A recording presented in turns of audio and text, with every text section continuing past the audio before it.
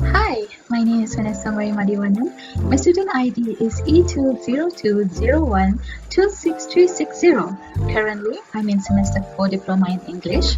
I will be talking about the 7 elements of speech communication process.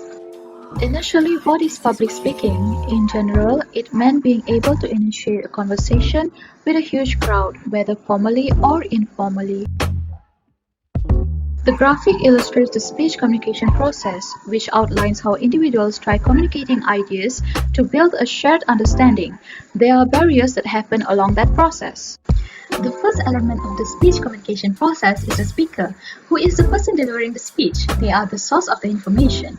Their motives, speaker credibility, manner and charisma, knowledge and views must all be considered. The message that the speaker is delivering to the listeners is the second aspect. It might be very long or very short. It also applies both verbally and physically. The context, the method, and the form of the message itself are three critical facts. If the presentations are disorganized, there will be no effect upon the audience. The third element is the channel, which relates to the medium where the communication takes place.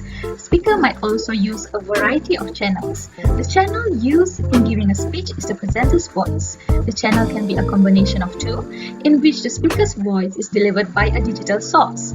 There are non-verbal channels, auditory channel, and visual channel. The fourth aspect is the listener, who is the individual or audience who is listening to the spoken speech. They have the right to create an opinion about the speaker's performance based on what they observe and hear during the presentation. The fifth element is feedback, in which listeners give their remarks. It can take the form of questions or a negative response to the major point delivered. During a presentation, non-verbal feedback such as nods in approval or a puzzled face is usually given. The sixth factor is interference, which is a barrier to the message and affects a person's ability to hear what is said. It might be one of three things: mental interference, physical interference, or physiological interference.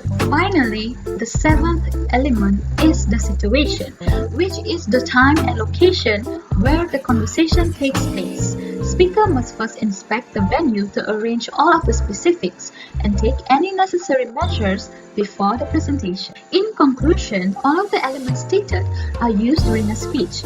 It represents the communication process. Most of the time, people believe communication is only a direct line, but it's a two-way communication in which clarifications are given and reactions are obtained. That's all I have to say. I hope this video was helpful, and please forgive me if I made any mistakes along the way. Thank you for your time.